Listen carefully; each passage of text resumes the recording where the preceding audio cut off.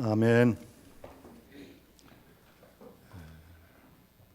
우리가 예배하는 하나님께 우리 모두가 영광 돌릴 수 있기를 바랍니다.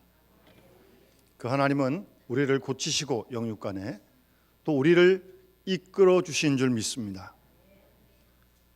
우리를 부르실 때 그 주님의 음성을 잘 듣고 순종하면서 우리 귀한 시온 찬대 가사처럼 우리의 삶을 주님께 다 드릴 수 있기를 바랍니다. 삶을 드리는 거예요. 삶을. 돈만 드리는 게 아니에요. 시간만 드리는 것도 아니고요. 삶을 드리는 겁니다. 그런 우리 믿음의 식구들이 다 되어줄 수 있기를 주의 이름으로 축원합니다. 우리는 우리를 창조하신 하나님의 사랑 속에 언제나 살고 있습니다. 미처 우리가 깨닫지 못하고 감사하지 못할 때도 있지만 우리가 숨 쉬는 걸 의식하지 못할 때가 있듯이 하나님의 사랑을 생각 못하고 있다 할지라도 우리는 하나님의 사랑 속에 품 속에 있음을 믿습니다. 좋은 일이 있을 때도 그렇고 어려운 일이 있을 때도 그렇고요. 건강할 때도 그렇고 아플 때도 더욱더 그런 줄 믿습니다. 그 사실을 굳게 우리가 믿어야 할 것입니다. 그렇다면 사실 어찌 보면 우리의 삶은 하루하루 하나님의 인도하심으로 살아가는 것이고 또 우리 주님께 기도하고 기도의 응답으로 살아가는 줄 믿습니다. 그리고 기도의 응답에는요 보통 세 가지가 있습니다. 그냥 단순하게 이거 주십시오 딱 그렇게 응답 그렇게 그러지 않고요. 물론 우리가 하나님께 간구할 때 하나님께서 예라고 응답하실 때 있습니다. 우리가 구하는 걸 하나님께 주시는 것 사실입니다. 그러나 언제나 예만 있는 건 아닙니다. 때로는 노라고 응답을 하십니다. 아니라고 응답을 하십니다. 여러분 자녀들이 무슨 위험한 칼을 달라는데 칼 주겠습니까? 그건 안 주는 게 응답입니다. 응답은 노도 있는 겁니다. 다 내가 원하는 대로 되는 게 아닙니다. 사도 바울은 그 위대한 사도가 힘있게 복음을 증거하면 얼마나 더 많은 복음을 증거했겠습니까? 육체의 질병이 있었어요. 좀 그 질병을 좀 고쳐달라고 하나님께 특별 기도를 3번 했습니다. 우리가 생각해도 좀 하나님께서 고쳐주셔가지고 더 건강하게 힘있게 복음 전하면 얼마나 좋습니까? 그런데 하나님께서 특별히 3번 더 기도했는데도 불구하고 하나님의 응답은 내 은혜가 너한테 족하다. 무슨 말입니까? 너 그 질병 그냥 가지고 있어라. 그리고 안 고쳐주셨어요.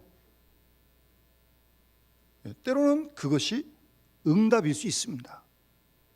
내가 원하는 대로 다 되는 건 아니니까요. 또 한 가지 응답이 있어요. 즉시로 응답하지 않으시고 좀 기다려라. 하나님이 기다리라면 기다려야죠. 어떡합니까? 그것도 응답입니다.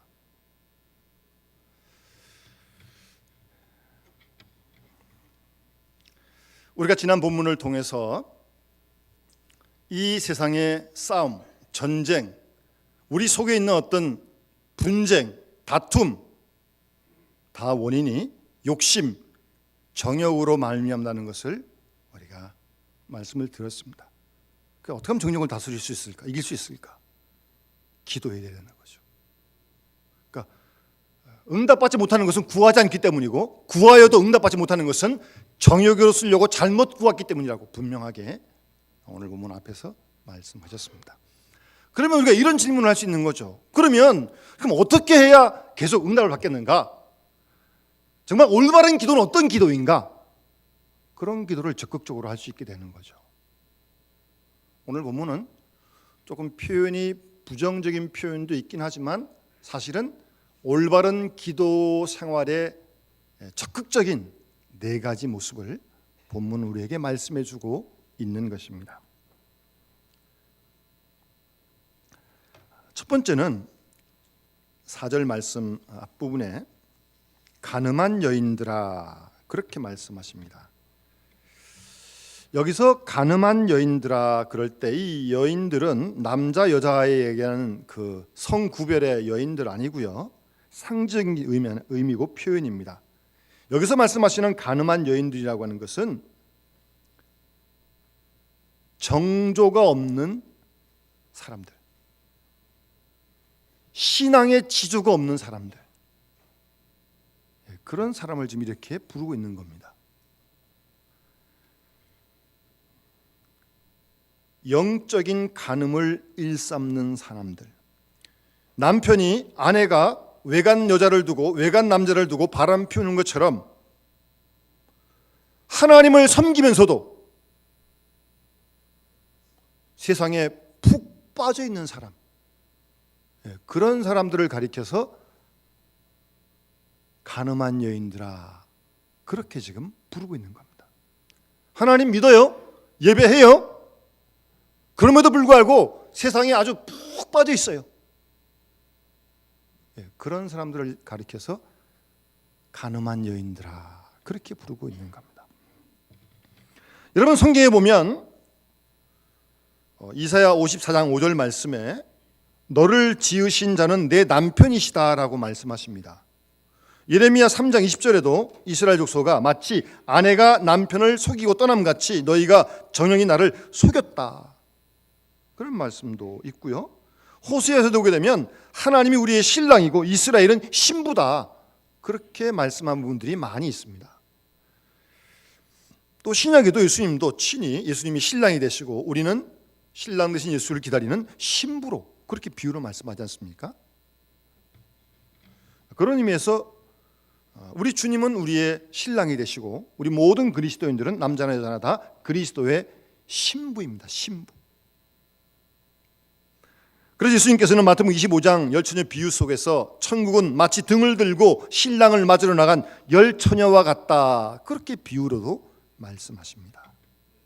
다 같이 주님 앞에서 영원한 기쁨을 누리게 될 것인데 우리 모두가 깨끗한 신부로, 깨끗한 처녀로 기름을 넣은 등을 준비해야 할 것을 말씀하고 있는 것입니다. 그것이 그리스도의 신부된 우리의 모습입니다.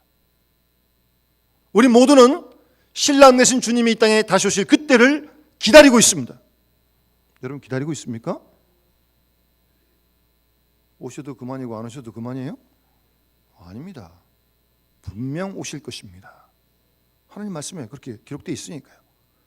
그 다시 오시는 신랑 되신 주님을 맞이하는 신부, 우리가 다 신부로서 그 오시는 주님을 준비해야 한다는 겁니다. 요즘 이렇게 결혼식을 할 때도 보면 신랑 신부가 준비할 게 많더라고요. 준비를 하고 신랑 신부가 결혼을 해야지 탁 그냥 결혼하면 되는 겁니까? 준비할 게 많아요, 여러 가지로. 그렇듯이 신랑 되신 주님 우리가 맞이할 준비를 잘하는 그리스도인이 되어야 할 것입니다. 신랑의 마음을 기쁘게 하고 신랑의 마음에 들도록 우리 자신들을 잘 준비해야죠. 신랑이 오건 말건 그냥 하면 되지 뭐. 그런 신부는 좀 그렇잖아요. 신랑을 기쁘게 하고 또 신랑의 마음에 꼭 들도록 그런 신부가 되도록 우리가 준비해야 합니다. 준비할 게 많아요. 근데 가장 준비 가운데 중요한 게 뭐겠어요? 신랑을 맞이하는 신부의 준비 중에 가장 중요한 준비는 순결을 준비해야 합니다. 그래서 결혼식 때 신부들이 특별한 일 없으면 하얀 드레스를 입는 거 아니에요? 왜요? 신부는 순결함으로 준비해야 되기 때문입니다.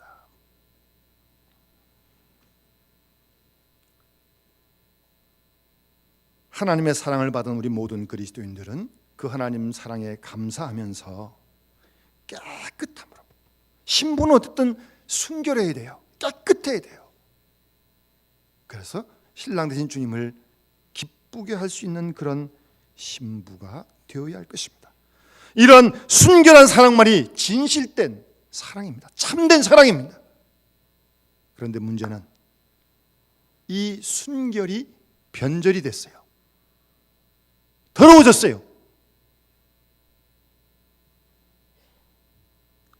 간음한 거죠. 그래서 오늘 본문에 간음한 여인들아 아주 그렇게 부르고 있는 것입니다.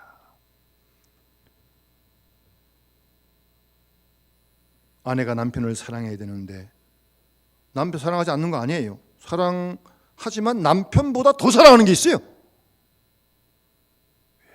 그거는 변절된 사랑입니다. 순결하지 못합니다.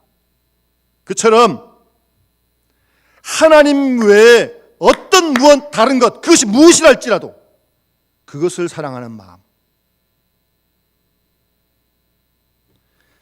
하나님만 단순하게 깨끗하게 사랑하지 못하고 부정하고 정성이 없고 기쁨과 감사가 없는 그런 마음을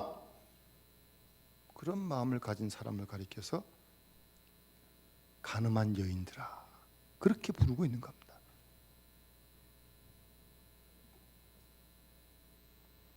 여러분,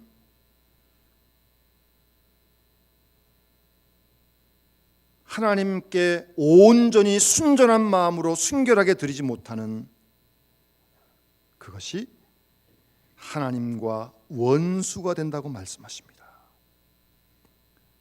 간음한 여인들아, 세상과 못된 것이 하나님과 원수됨을 알지 못하느냐? 이러한 상태로는 도무지 기도 응답 받을 수 없습니다. 안 됩니다. 그런 기도 응답이 없다라고 그렇게 깨우치고 있는 것입니다.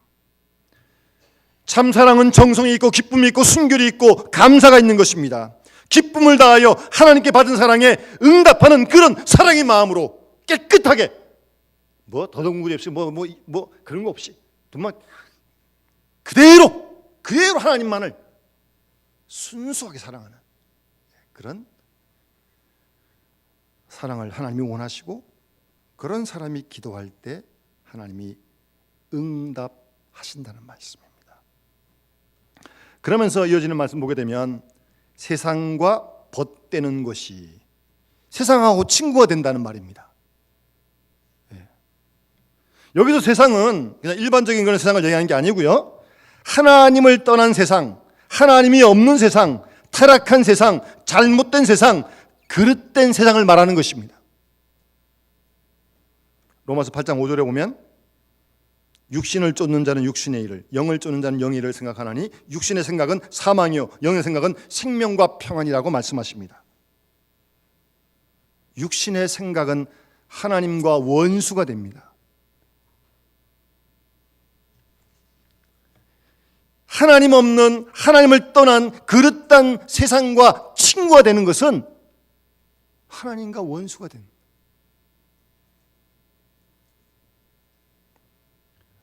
둘 가운데 한쪽을 더 사랑하게 되니까 부득불 한쪽은 놓치게 되고 잃게 되는 거 아니겠습니까?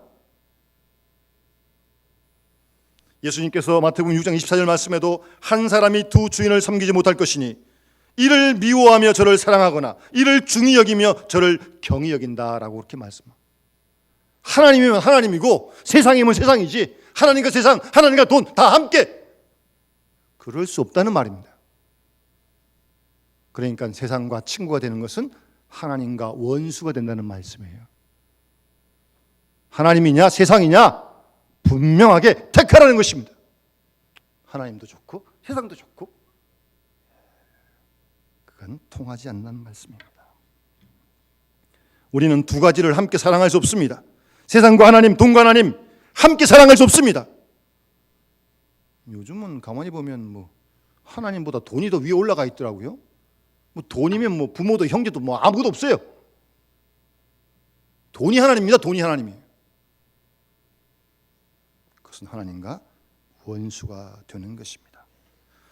그래서 디모데후서 4장 10절 말씀 보시면 데마는 세상을 사랑하여 나를 버리고 데살로니가로 갔다라고 바울은 말씀하십니다. 데마라는 사람이 있었는데 바울과 함께 일을 하다가 세상을 더 사랑해가지고 바울 떠나가지고 갔다는 거예요.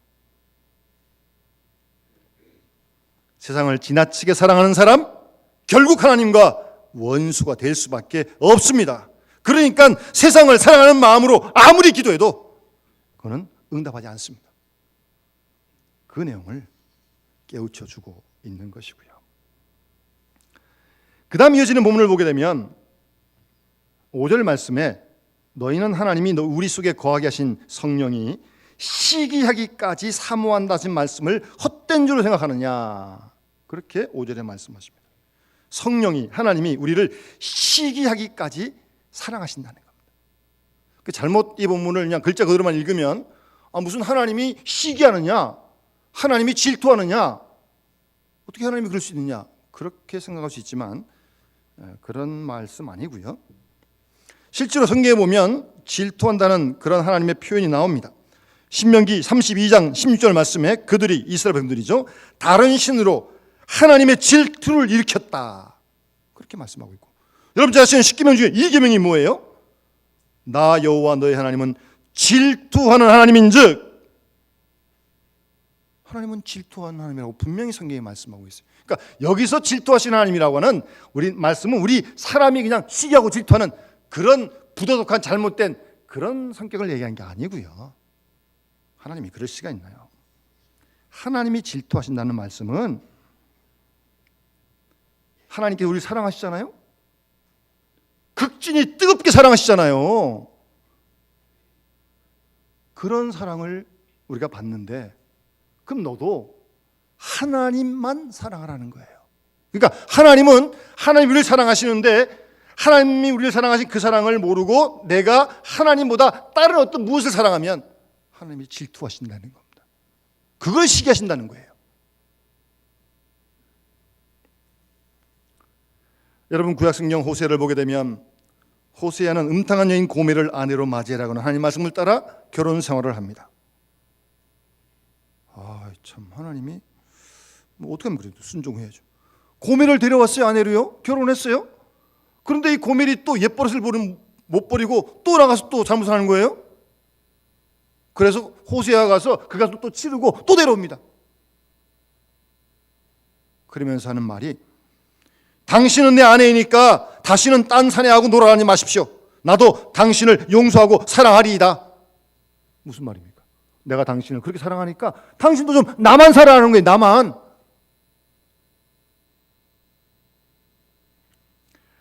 원래 여러분 이 질투라고 하는 헬러의 이 원어는요, 우리는 질투가 그럼 다 나쁘게만 썼는데 원래 질투라고 하는 헬러의 단어는 그런 뜻은 아닙니다.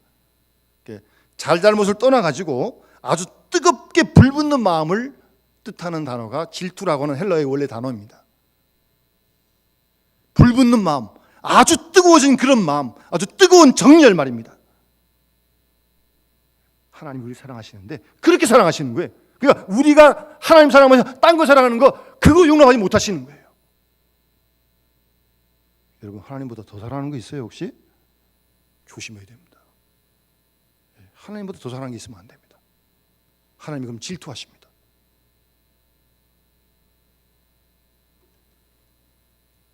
하나님은 결단코 사랑의 경쟁자를 허용하지 않습니다.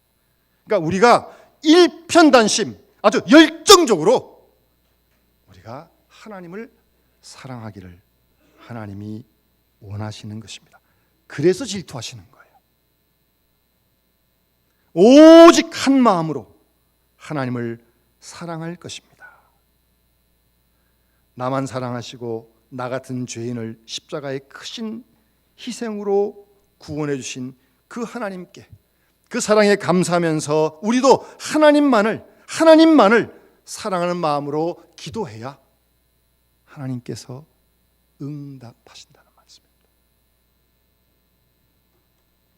한 가지 더 본문이 말씀하시는 올바른 기도의 마음과 자세는 겸손한 마음입니다. 본문에 보시면 하나님께서 겸손한 자에게 은혜를 주신다라고 말씀하십니다. 우리가 겸손이라는 단어 많이 듣고 쓰는 단어인데 여러분 스스로 겸손하십니까?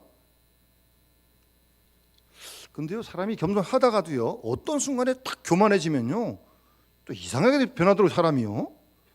그렇게도 겸손한 사람이 또 교만해지는데,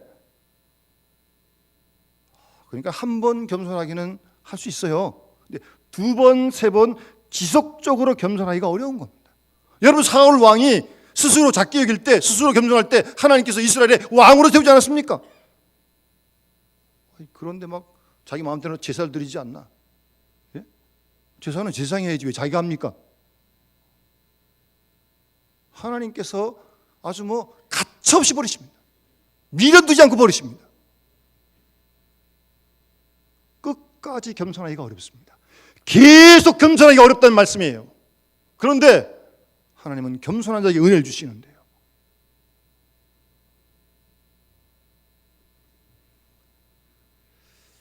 사실 가만히 우리가 가지고 있는 고민, 번뇌, 문제 깊은 뿌리에는 우리의 교만함이 있습니다. 그거 내려놓지 않으면요, 응답받기 어렵습니다. 여러분 잘 아는 어거스틴이 제자들이 찾아와서 스승님, 그리스도인의 최고의 덕목이 무엇입니까? 겸손이다 그랬어요. 두 번째는 뭡니까? 또 겸손이다. 세 번째는요, 셋째도 겸손이다 라고 그렇게 가르치셨습니다. 신앙생활은요, 겸손한 거예요. 평생 겸손해야 돼요. 돈이 있든 없든 지위가 높든 낮든 명예가 있든 없든 관계없이 하나님 앞에서 우리가 늘 겸손해야죠. 이웃들에게 겸손히 대하고 교회를 겸손하게 섬기고. 겸손하지 못하고는 은혜를 받을 수 없습니다. 겸손하지 못하면 은혜가 은혜되지 못합니다. 겸손하지 못하면 받은 은혜도 지키지 못해요. 모처럼 받은 은혜도 한순간의 교만으로 다 날라버리고 마는 것입니다. 그런 일들을 주위에서 종종 봅니다. 끝까지 겸손할 때 은혜를 감당할 수 있고 나아가 더 큰 은혜를 받을 수 있는 겁니다. 그러니까 이런 사실을 아는 사람은요, 설사 우리의 인생길에 어떤 질병이나 손해나 어려움을 만나도요, 그럴 수 있는 거 아니겠습니까? 내가 잘못해서 어려움을 당하는 게 아니라, 물론 그럴 때도 있겠지만 잘못 안 해도 어려움을 질 수 있는 거거든요. 내가 운전 잘하고 하고 있는데 내가 잘못한 거 아니에요. 딴 차가 와서 받아요. 어떻게 하겠습니까 그걸? 내가 잘못한 거 아니에요. 그래도 와서 사고가 나잖아요. 모르는 거거든요 그는. 그렇다면 그런 어려움이 올 때, 하나님이 나로 하여금 겸손하게 하려고 이런 일을 주시구나, 그렇게 받은 사람이 은혜를 받는 사람이에요. 그래서 그런 사람은 겸손해가 가장 큰 줄 알고 이렇게 기도하죠. 하나님, 저를 겸손하게 해 주십시오. 겸손하게 되기 위해서 필요한 것이라면 어떠한 역경도 마다하지 않겠습니다. 그런 기도를 좀 드릴 수 있어야죠. 어떠한 실패도 다 감당하겠습니다.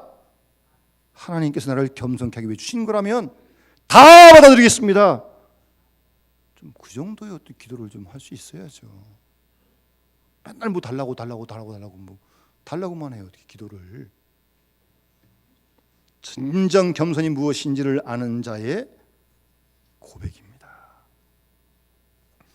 아까 말씀드린 사도 바울이 특별기도 3번 했다니까요. 고쳐달라고요. 하나님께서 안 고치셨어요. 그 질병 평생 가지고 있었어요.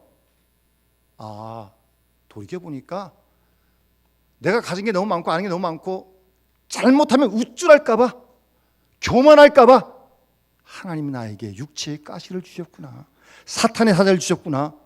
바울은 그렇게 받아들이는 겁니다. 겸손한 사람이죠. 정말 폼 잡고 얼마든지 교만할 수 있는 사람인데, 가마를 일모에서 공부했고 바리새인 중에 바리새인이고 난지 8일 만에 할례를 받았고 정말 낮추고.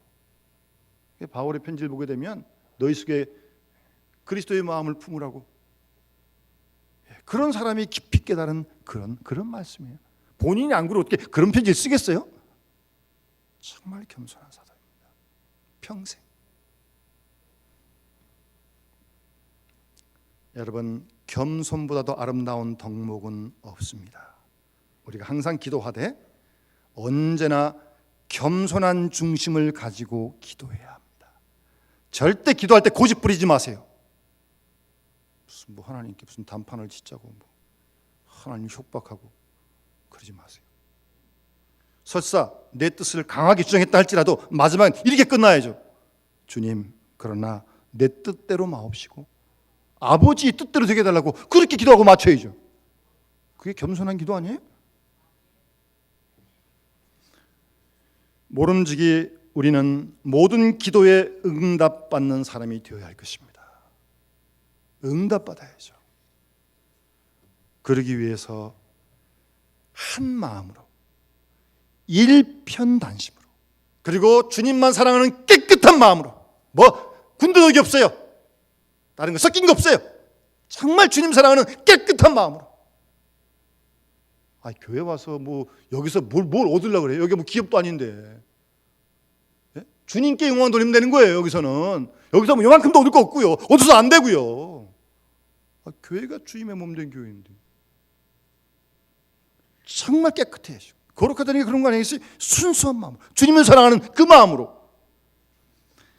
세상에 대한 사랑은 아주 그냥 끊어버리고 겸손하게 기도할 때 하나님이 응답하시고, 그런 응답이 있을 때 우리가 주와 함께하는 형통한 축복이 있을 줄 믿습니다. 우리가 오늘도 기도할 것이고 또 내일도 기도할 것이고 평생 기도하지 않겠습니까? 오늘 본문이 말씀하신 대로 기도하셔야 돼요. 그냥 막 하면 안 돼요.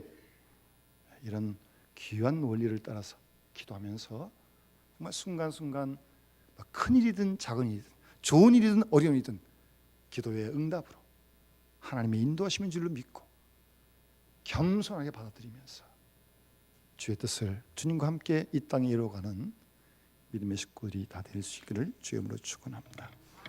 우리 함께 찬송가 212장 찬양 부르면서 봉헌하도록 하겠습니다.